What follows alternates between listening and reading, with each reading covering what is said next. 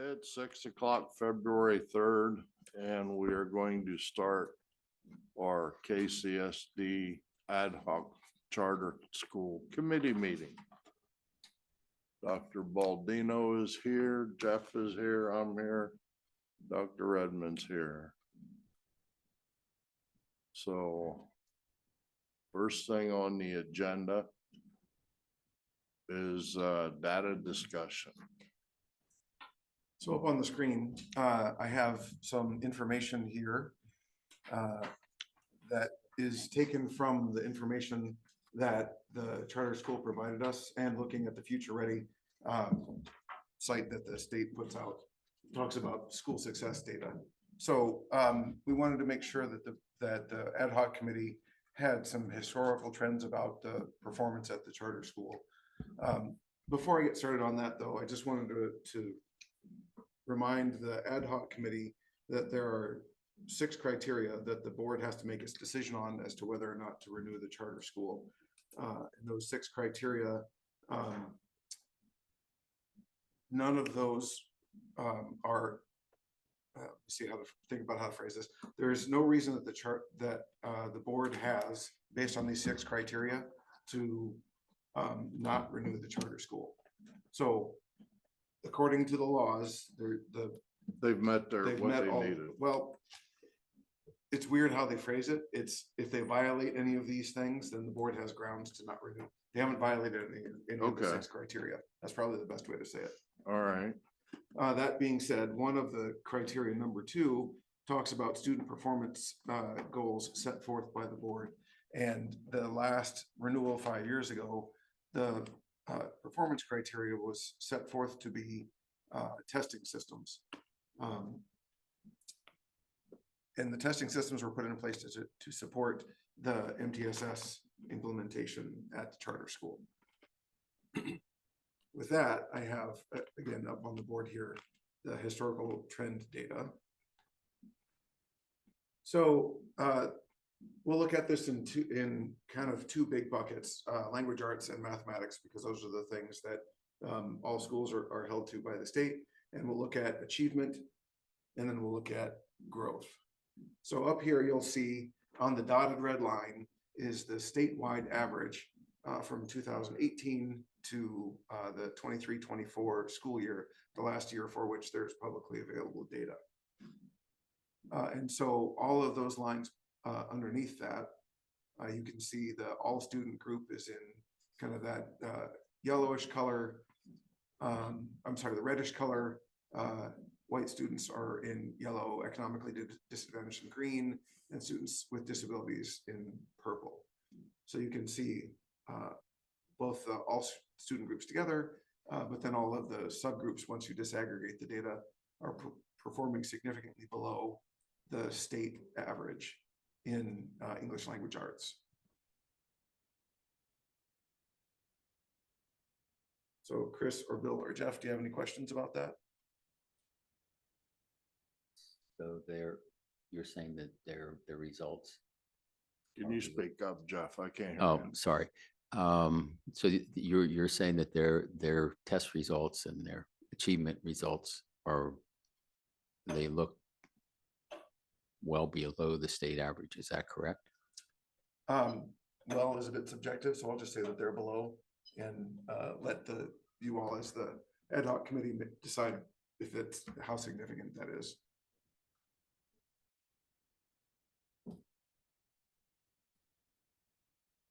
What's the matter, Elizabeth? Speak up. This is the whole school. This is the whole school as an average.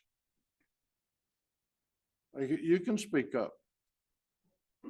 Although you can't hear, so if you want the rest of the folks who are online to hear, you'll have to come up to the microphone. We're not, I don't know what Elizabeth, you're trying to your to question, say. we're not doing comparative to us data, we're doing comparative with the state data, because the charter schools are not necessarily about comparison to its local district. It's what is the purpose of the charter school. Right. I was just curious as a citizen, what grades they were and why, if it's K through 12? Yes. Well, the grades that are tested. Okay, so that would be the middle school and the high school? And elementary school. Elementary? Say it's the same groups that are tested for us. These are the state Keystone and PSSA Did they tests. break it down by, I don't have that data here tonight. okay, okay, thank you. Okay, so you're saying that is essentially all K through 12 is operating below state average? Those areas that are tested and those grades that are tested, yes. Okay, Another one of the characteristics that we look at when assessing how well a system is doing is not just in the moment achievement, but it's also growth over time. great. So this is the English language arts growth data. And again, the dotted red line is the all students across the state. I'm sorry, all students. Let me back up here.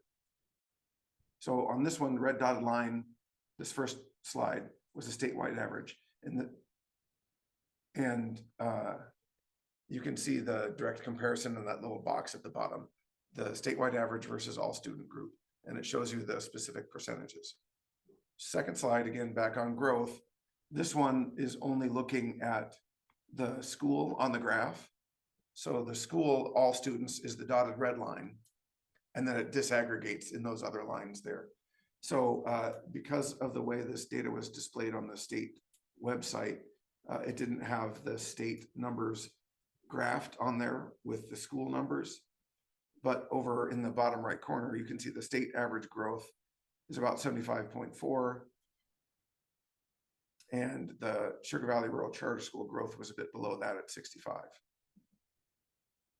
But what I'm seeing there, if I'm right, from 22 to 23 was down and 23 to 24 is trending back up. Yeah, it's come back up to about the same as it was before the pandemic, is what it looks like. Okay,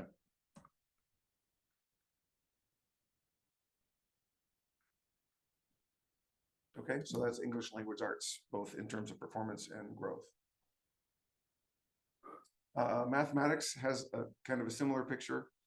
Again, this one, the dotted red line is the statewide average. And then the solid lines in the various colors are the disaggregated data for Sugar Valley Charter School. The all student group is in kind of the solid reddish color.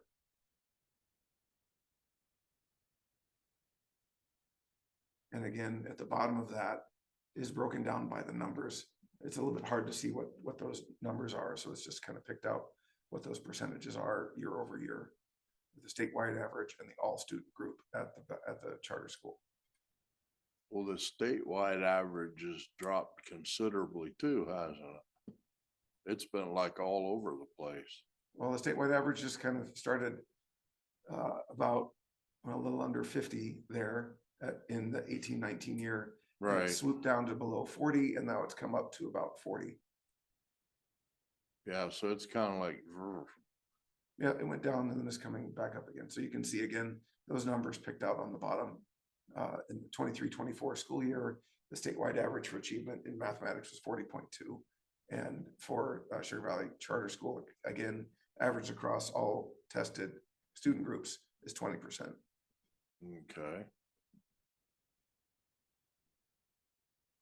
And this next one again is looking at growth.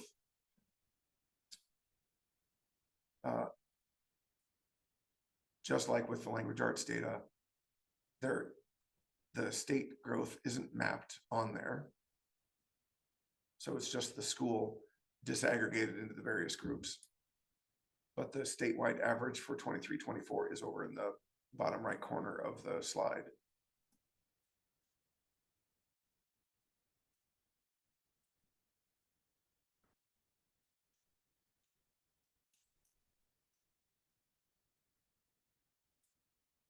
Any questions about that one? Mm, Science is another one, is the other area that's tested or assessed by the state. This one looks a bit better.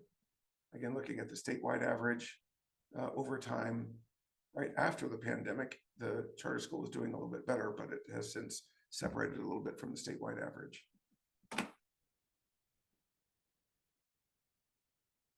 Everything really took a hit during the pandemic, generally. big time. Yep, across the I country. never realized it was that bad. Yeah, across the country, everybody saw that kind of a dip. Any more questions about this one?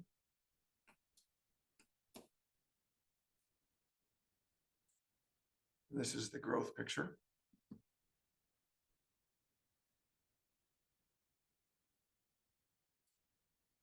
Okay, now let me ask you this one.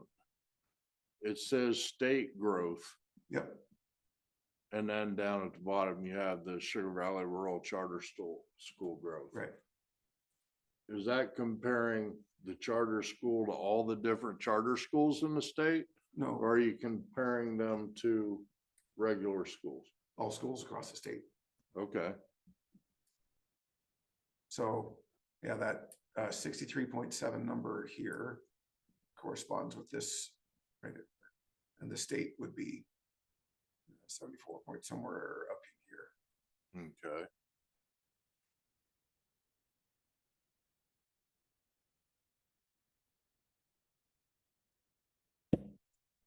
So what I and the administration recommend is to put in specific and measurable achievement and growth goals into the next charter agreement. It is completely up to the board to decide whether or not they want to put anything specific that's up there.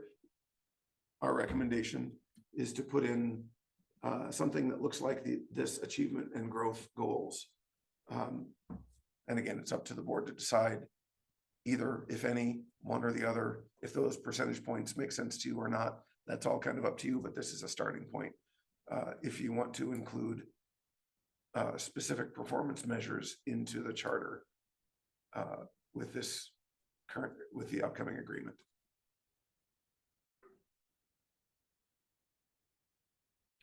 Is 5 points a huge jump? It's saying, so it's what it's looking at is moving things up a little bit every year. If we go back to some of these changes. So like, for instance, you'll see from year to year, it went from 41 to 54. So there are years when you have big jumps. Now, keep in mind that in the smaller the school, which means a smaller number of students who are being tested, there's more variability. Right, You'll see more jumping around in smaller systems. right. I think a 5-point percentage expectation is viable. If they're strategic and pointed and have a really good direction, I think moving 5 points per year is good. They've certainly demonstrated in the past more than a 5-year or 5% increase year to year. Yeah, I think that's realistic. I think it's a realistic goal to shoot for. Bill's texted me, he has no picture.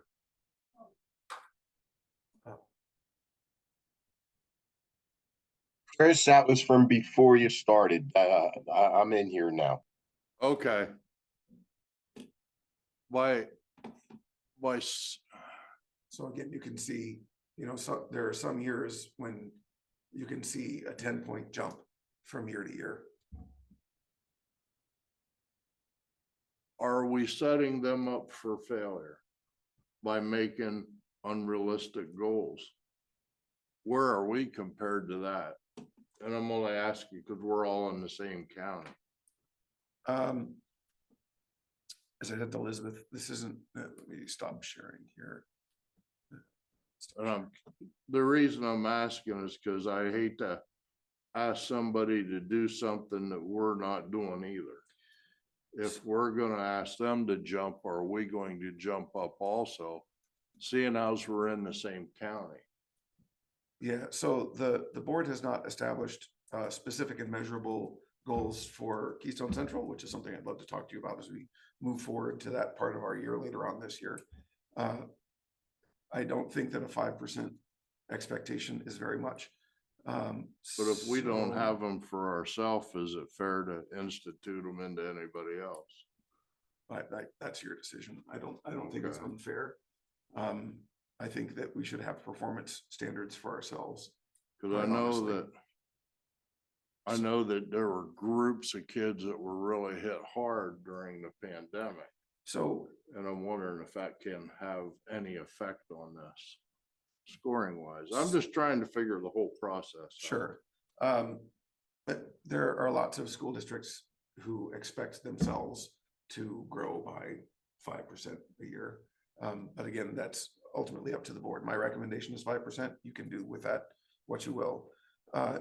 This Thursday, you'll be getting a presentation from Megan about the Keystone Central performance. And again, looking at the whole district picture against the whole state picture. We are above the state average in terms of achievement. We're 6 points below in language arts. We're 5 points above performance in science. In growth, we're ahead of the state across math, language arts, and science. We're above what the state is doing. We're also above with this, and I didn't show you career readiness or graduation, but the district is also ahead of the state average in career readiness, graduation rate, and attendance rate. Right. The only reason I'm asking is because I didn't know if we had them same stipulations like you're looking at on the graph up there. Yeah, not yet, but it's a And- recommendation that I will be giving to the board about goals that we have when we set our goals for Yeah, next because if year. we're gonna set goals, we should set it for all of us, not just one group. But what we're talking about here today is the charter school. We can Right. talk about the Keystone Central picture in upcoming meetings, but this is, for right now, we're just looking at the charter school.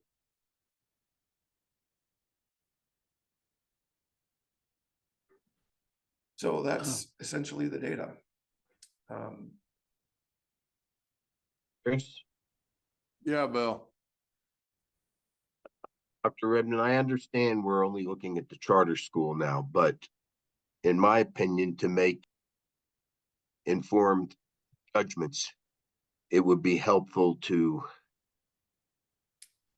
have a more accurate comparative or more appropriate comparative group. That's why I think it would be interesting, more than interesting. I think it would be important how we're doing with our schools, with Okay. all these same things presented in the same fashion. This, let's face it, none of us are doing great. And if you're comparing it to all the schools across the state, you're comparing to a lot of affluent suburbs in Philadelphia and Pittsburgh. And I would expect that we might not be doing as well with those demographics, considering those demographics. So I But it's would a state- personally like, Yeah, it's a statewide average, Bill, and so in general, it kind of comes out in the wash. I don't think so. I think you're comparing apples to oranges. I think that if we compare let's just deal with the high schools. If we compare Central Mountain and Bucktail to the Sugar Valley Charter School High School, I think we have a much more appropriate comparative group than, and I'm not making to say one doing better, one's doing worse. We can see if everybody's running along the same parallel, well, then we have other things to deal with. But to compare just generally across the state, I don't think it's a good. But I think Frank just gave you our standing on where we are.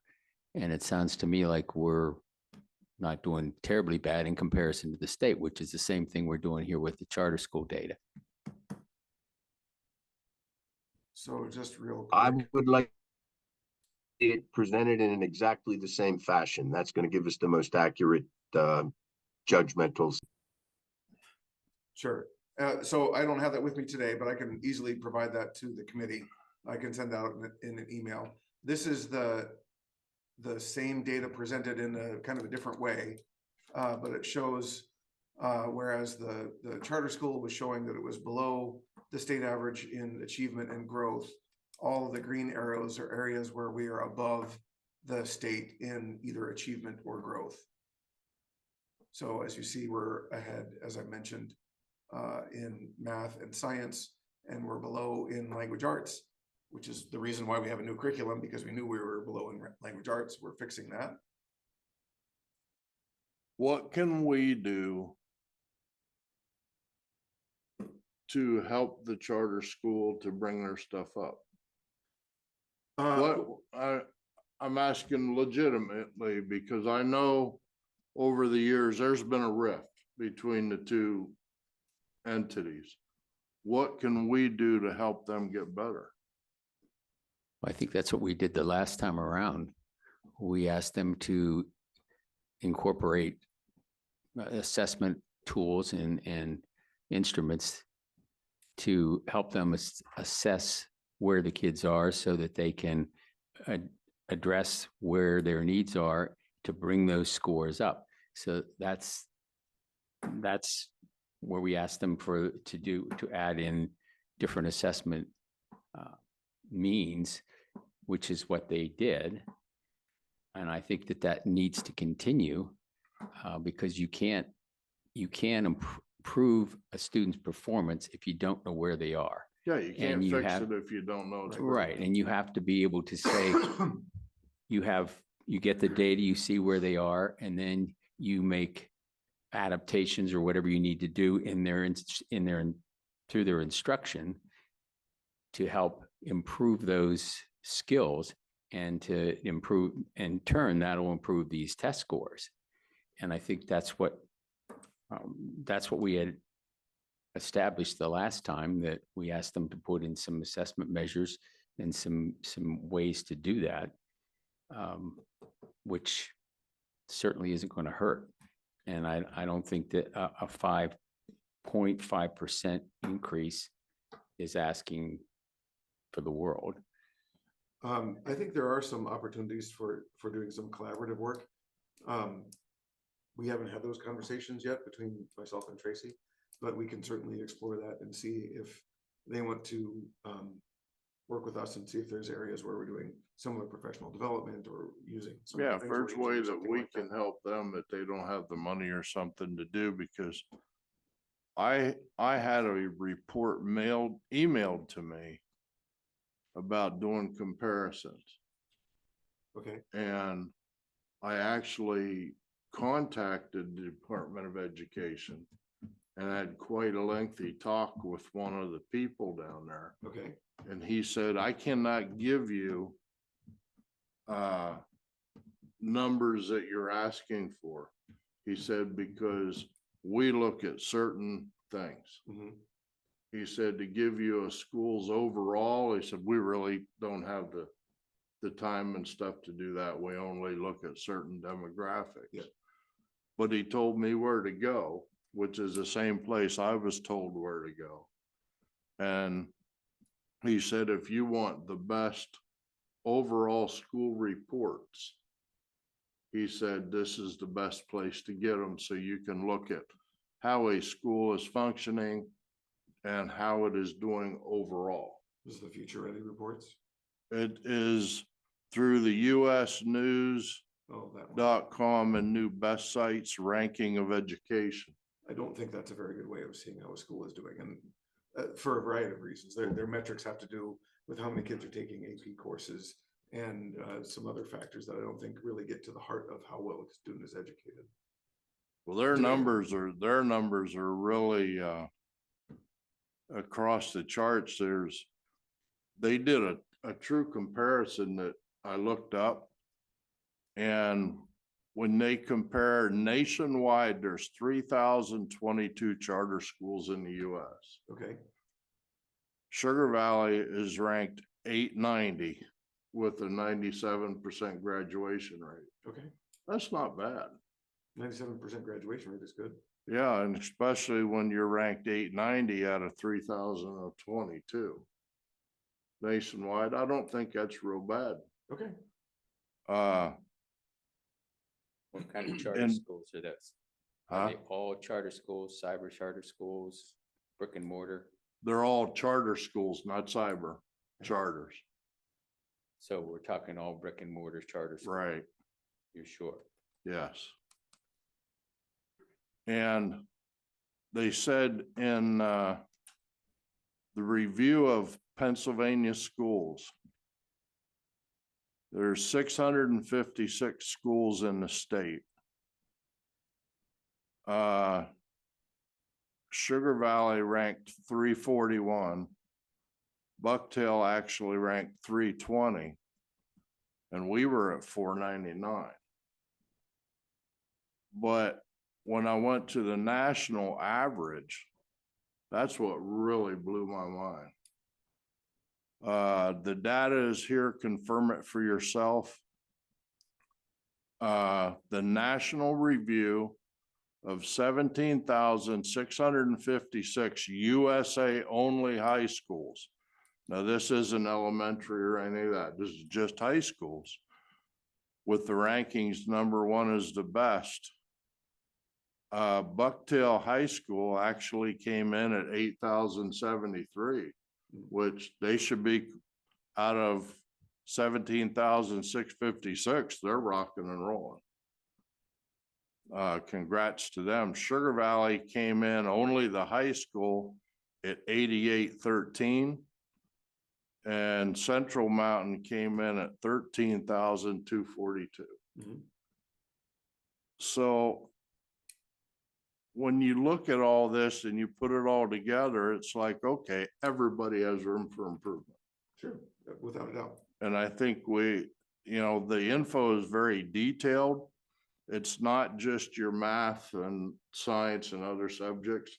It is a total school health overall and how they're doing. And I have to look at that. Now I look at what you're saying and I'm like, we should all be working together and get whatever the wounds are healed, and we can make our county stand above anyone in the state.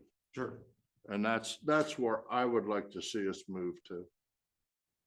If we want to give them percentages and points to increase, I'm perfectly fine with that, as long as we're not asking somebody, hey, you got to do this, but we're not doing it ourselves.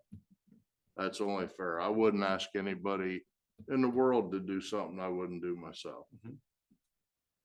But I want to make it to where they can climb the ladder, not just have to jump to the top. There's Yeah, always and that's why room it's for been- improvement. For sure, and that's why that's that incremental thing. We're not saying, you know, I don't think it would make sense to recommend something like you have to be at the state average next year. We have to Right. continually make progress towards. We gotta make progress towards it. And we gotta keep in mind too, that a lot of their kids that you were showing on there, the special needs kids, they have a huge amount of special need kids over there.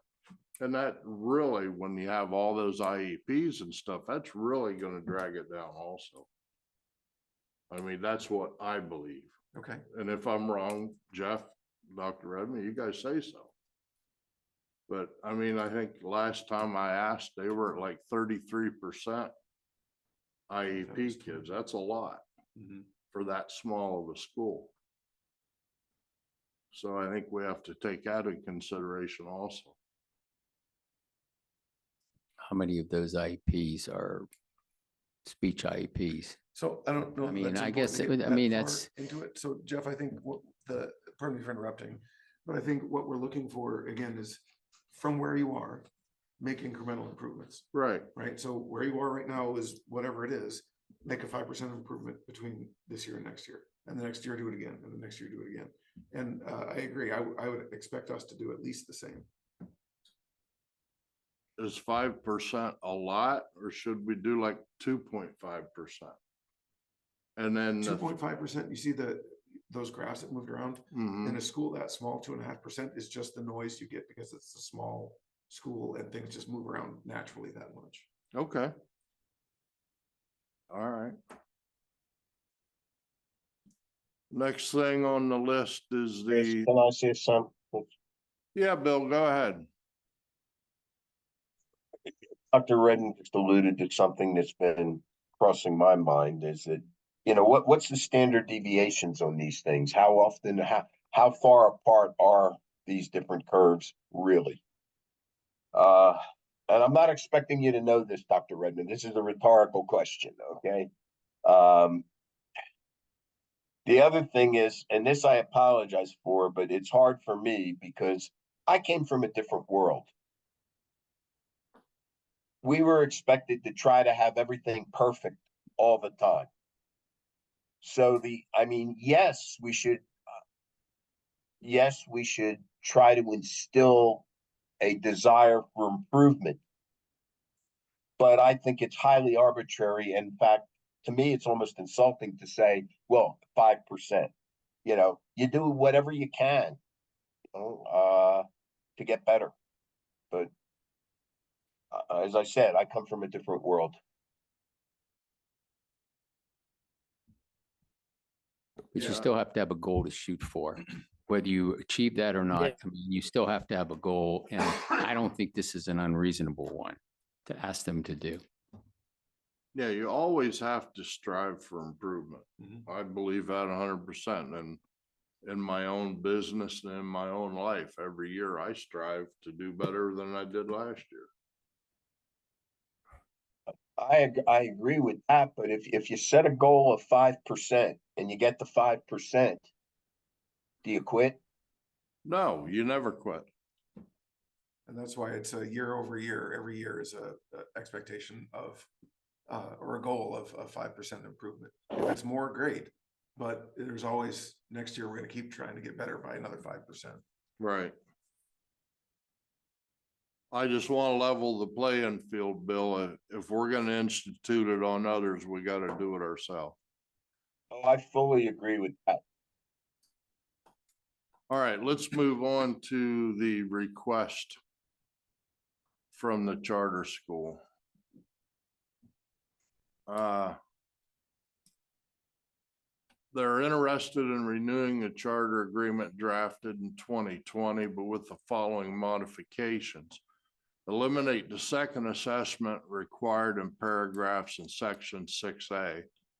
Over the past 5 years, MAP testing from NWEA has greatly helped us address student needs and provided a common language for teachers to make meaningful changes that support student success. Given the negative impact of excessive assessments on student attitudes since the last charter renewal, we now aim to focus on helping students perform their best on MAP tests 3 times a year and math, reading, language usage rather than overwhelming them with multiple assessments. We find value in having the liberty to use additional assessments to gain further data that helps us support our students, but do not find it helpful to be required to implement a second assessment for every student performing below grade level. If I may, Yes. in talking to my team, the intent of that is to have the MAP test be a screening tool. And the screening tool helps you figure out which students aren't performing as well as they should. But it only can go so far. It can tell you that these students need more help. In order to find out what kind of help in what areas, and really specifically which part of it, if they're not being successful in language arts, it's probably not the case that it's everything about language arts. It might be vocabulary, it might be comprehension, it might be some specific aspect of that. So NWEA MAP test gives you a certain level of screening to let you know, here's a student and here's some strand data that tells you that you need to look further into these areas. That next layer of test is the diagnostic tool that gets really specific about you identified this student as needing some more help in reading comprehension. Now there's a diagnostic tool to get really specific about at what level and what specific interventions might be needed. So that's the purpose of that second layer test, is to go from screening, which is what MAP does, to a diagnostic tool to help be really specific and targeted to provide the support for students. I don't know, quite honestly, whether or not the charter school is using that second layer of testing in that manner. I haven't spoken to them about any of this. It may be that they're not using it as a diagnostic tool. It would be good to get some clarification about that. you talk to Tracy every month, right? Yep. Is there a reason we haven't looked into this or asked about it? Because it's just coming up as part of the renewal, Okay, because it was written as in the prior charter. Neither she or I could make that change without Right. relooking at the charter. with, they want to eliminate the second one. They already do one. Is there really a need for a second one? That's what I just described. Yes. Right. Well, I'm just saying that, is there? And what grade of students does this cover? Does this cover a multitude of all of them?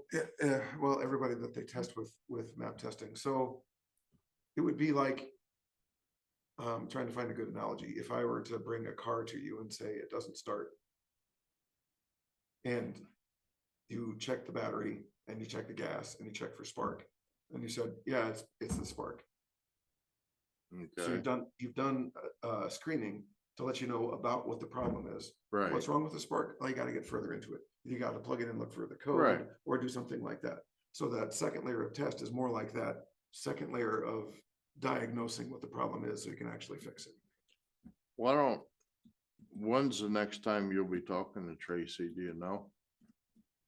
Off the top of my head, no, we. 'Cause it'd be nice to have an answer to this if we're utilizing that. Well, we can also just talk to them next time the ad hoc committee meets with. the charter Well, school. that's after we do the board and all that. That's why I'm wondering if we could have an answer before the board meeting on if they utilize that or what they're doing with it. I think it will take Maybe you a could longer call her and just chunk ask her. of time.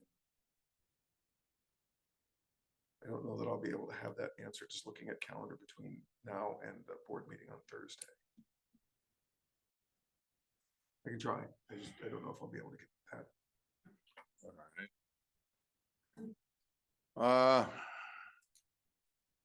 The second one. Yes, Elizabeth? Thank you, Chair. I know this is do we do that here? Yes. If we go to number 2, students in grade 12 who have successfully completed an Act 158 graduation pathway may be excused from the additional assessments and interventions. So, go ahead. No, I'm sorry. I just, Oh. Since 2020, Act 158 has changed the landscape of secondary education, allowing students to graduate in Pennsylvania through a pathway independent of state assessments. This system focuses on individual post-secondary success rather than just academic achievement.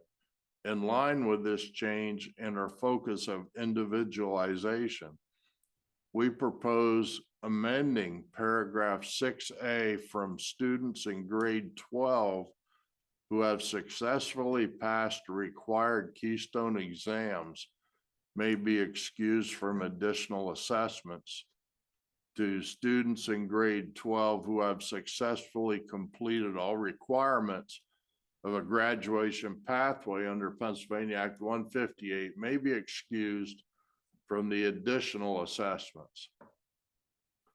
We find value in having the liberty to use specific intervention programs to further support our students, but do not find it helpful to be required to implement specific intervention programs for every student in grade 12 who have already successfully completed the Act 158. honestly, I don't have a problem with that. I think it makes total sense. I think it makes total sense also. I agree. Jeff, your Yeah. thought? No, that's fine. So we're okay with number 2. So we're essentially, go ahead, Bill. He said I am. Oh, okay. So we're essentially good to change it to what they're asking there that they've already I believe so. successfully changed it. All right.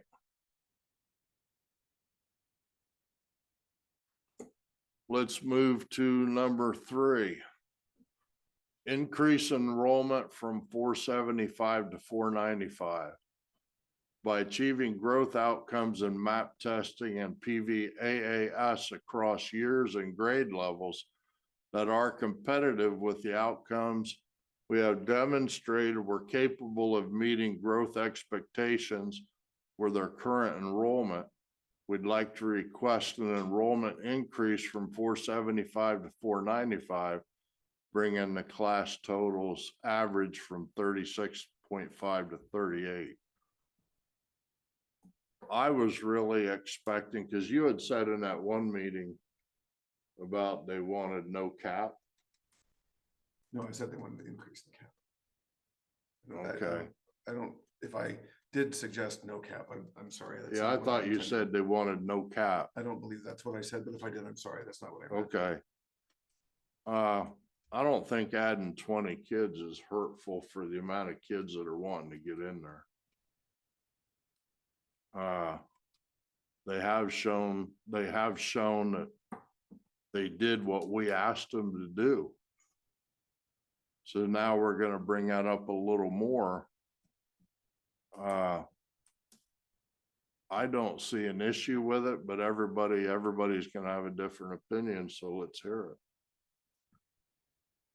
I really expected them to ask to remove the cap, not just go 20 more students. So I think Tracy's being very fair with that. Well, I haven't been on this on the last go around with this 5 years ago. That was one of the things that we wanted to achieve. And I would really like to see the cap stay where it is, 475, because at 20 students doesn't sound like a whole lot. But when you start talking about the reimbursement that they get as opposed to what Keystone and the other public schools get for every student that they receive, you want to talk about a fair playing field. Well, that's not a fair playing field because they get a greater reimbursement, which is going to cost Keystone Okay, more dollars. Part of this under the law, when making its decision, board members may not consider financial impact of the charter school on the school district. We can't look at that. Still, I'm can't do it, opposed and to that's it. our- I will say it's a non-starter for me. I will not support increasing the number. Okay, well, that's your opinion and that's fair. But we cannot look at the dollars. This isn't about money in my eyes. This is about students. And if we have 20 students here that aren't doing well, and if they wanted to go to the charter and could, and they do better over there, then we're helping a student. There's no argument about that. This is about work. And some kids they have may want to come here and do better here. It's what are we doing the best for the student? We're going to have, I know, an issue coming up with a parent that wants to move a student that is really failing here. And that student could go over there. But if we don't raise the cap, then there's no chance of it. This is not about money. It cannot be. The law says we can't judge on that. We have to judge on what is best for the students. That's why we're here. Bill, thoughts on that? I'm in favor of increasing the enrollment. If the kids want to go there and they're doing it as well as we are, I think that's something to think about. And just point out that if Mr. Johnson's decision is being made on economic basis, he is indeed breaking the law, which is something he should consider. But I think they can do with 20 more students. Dr. Redmond?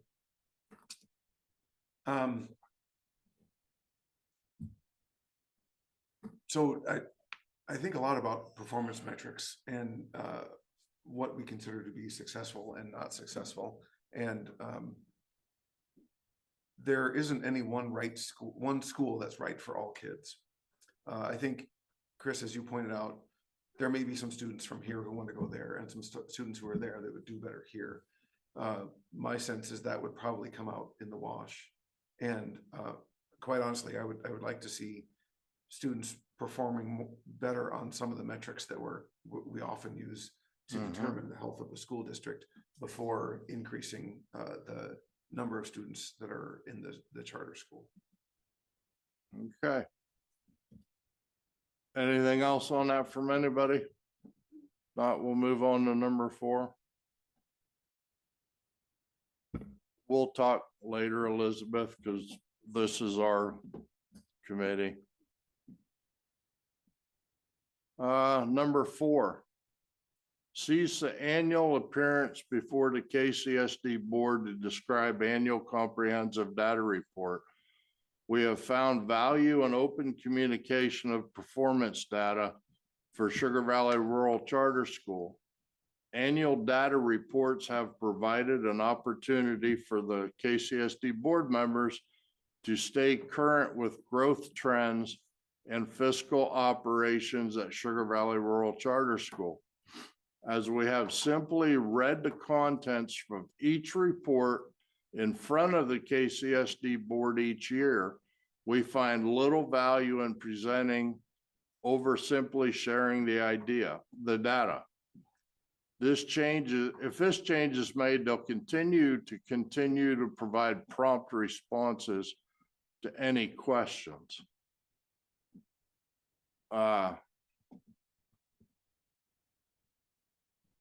Just through back and forth, I know they send reports to us. You guys made that a stipulation in the last 5 years, Jeff. Dr. Redmond wasn't here, so you guys asked them to come over and do a yearly report. Correct. Okay, and have they done that? Yes. Okay. Do we need to make them come here and sit there and give a report and leave? Or can it simply be they send us the report, it gets emailed out to all of us and we all can go over it? I would like to see, because last year we had the ad hoc committee, we never had a meeting. I would like it This is to, just for the renewal. The ad hoc committee, the purpose of the ad hoc committee is to review. right, The way it's the been whole used thing. before is to review before the renewals, not necessarily a continuous committee. But is there a reason that the board couldn't see that report and go over it ourselves versus making them come over here and do a report? Oh, I would think the whole purpose of asking them to do that is so that we could see it in presentation form and actually look at all of their test score data and so on.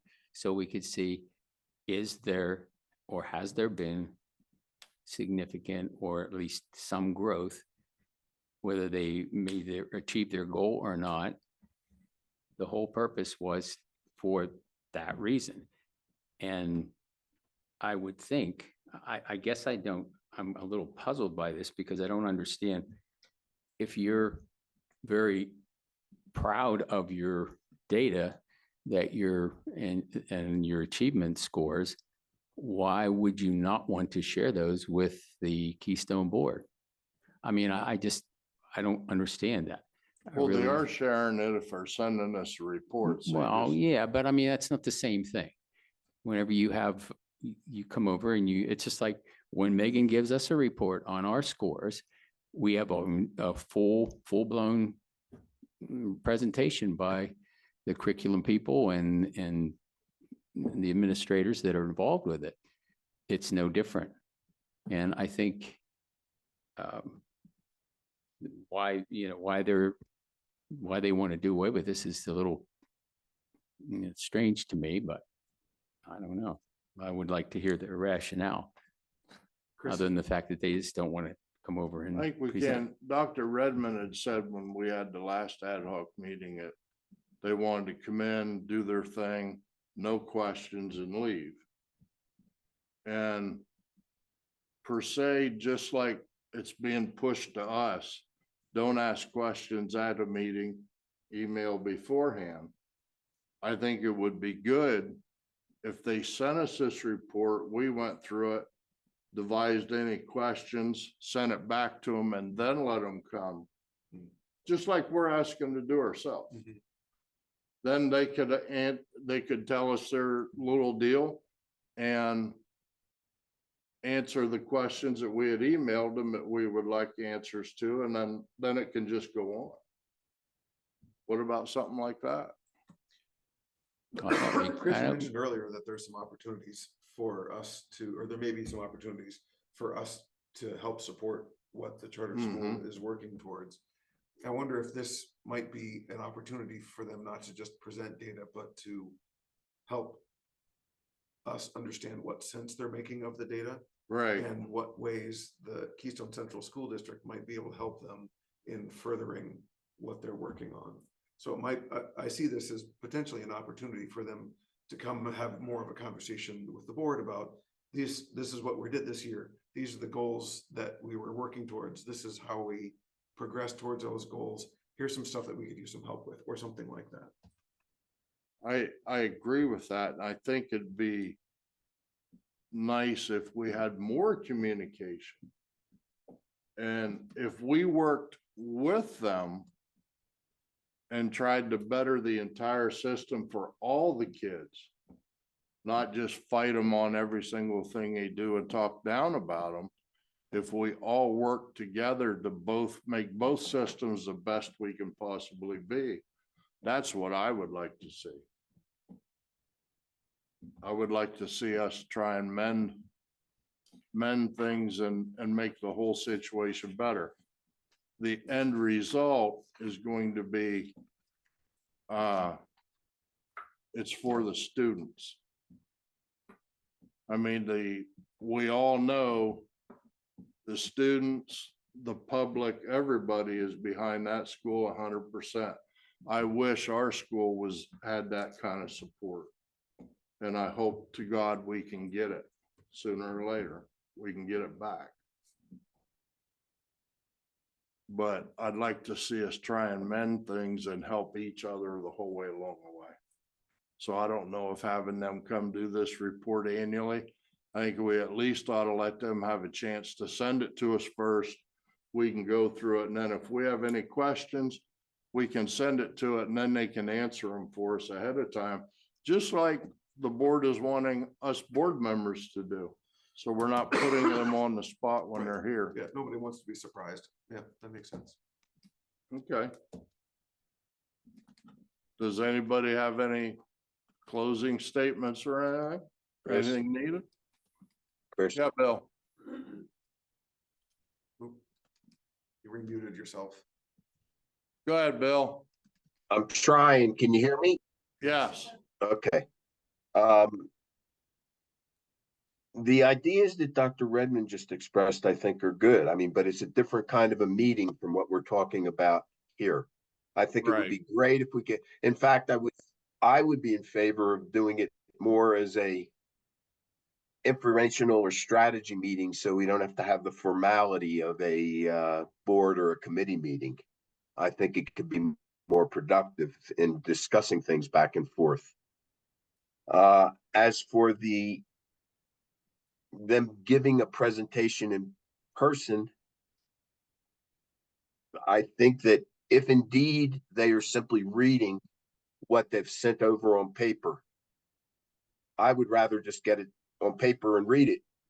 Because even though I got to be honest, I think that we've been subjected to a lot of presentations in the last, 13, 14 months. That one was one of the better ones. It's still, if I can just read it, I think it's going to be better, and then ask questions if I have them.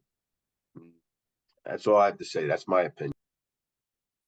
I agree with that because I get more depth and perception out of reading something versus trying to keep up with it on a screen. So I would like to suggest that we have them send it over and we can read it. And if we have questions, we can formulate questions and send it to them. Then they can give us answers, or they can have the option to come talk to us if we really need be. Chris, can I make another? Yeah, Comment. Bill. Yeah, go ahead, sir. This is just sort of an analogy or a comparison, but again, in my business, the conferences, the big conferences, all that work was published in one journal or another. All those presentations, and only value usually for actually going to the meeting and hearing the presentations is that you got about a 6 month to a year jump on when the information became available. My point being, sitting down on your butt and reading the journal is more valuable than watching the presentation usually. That's it.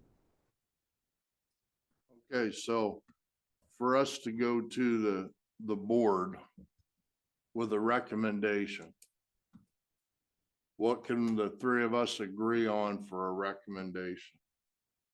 Send it yearly. And then if we have questions, we can formulate it and send it to them and ask them to come present it. Are you okay with that, Bill? That would work for me. Jeff? I still think there's more value in having them come here and do it. Okay, Dr. Redmond. Well, I think if it's just a matter of them saying all of the words that are printed out on a slideshow, I don't see a whole lot of value in it. If it's more of a conversation about their interpretation of the data and how they've made progression towards their goals, assuming they have, and ways that we can increase our partnership, or if they're seeking support from the district.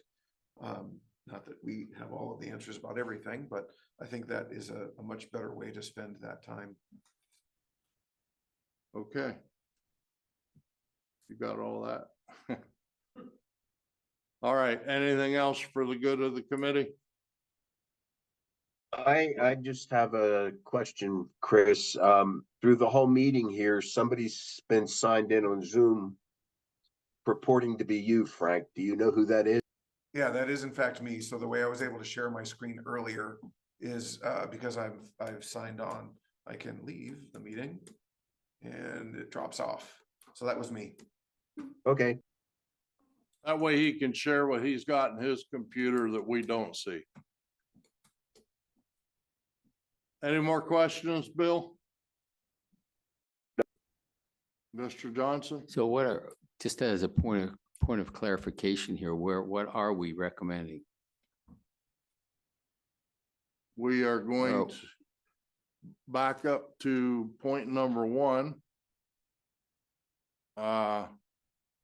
Dr. Redmond is going to talk with Tracy to see what they're utilizing out of that so that we can form an answer or reply to that.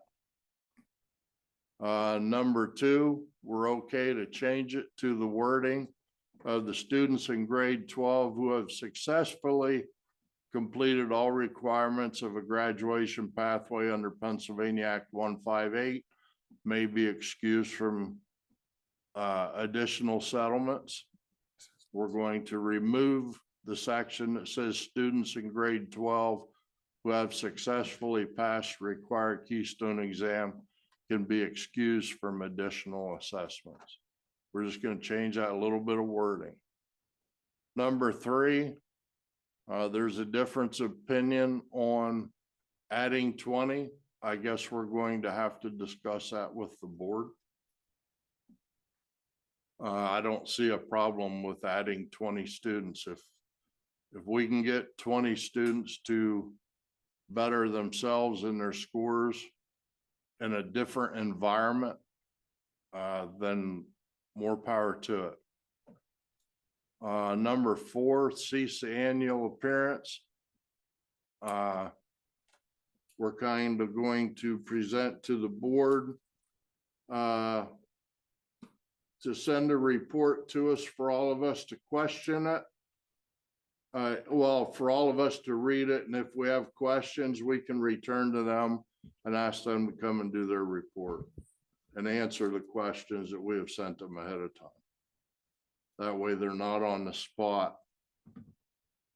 So we're following the same rules that we're asking our own members to do. And that's what we'll present to the board. Everybody okay with that? I am. Yes, so. Okay, meeting's adjourned at 7 PM. Thank you all.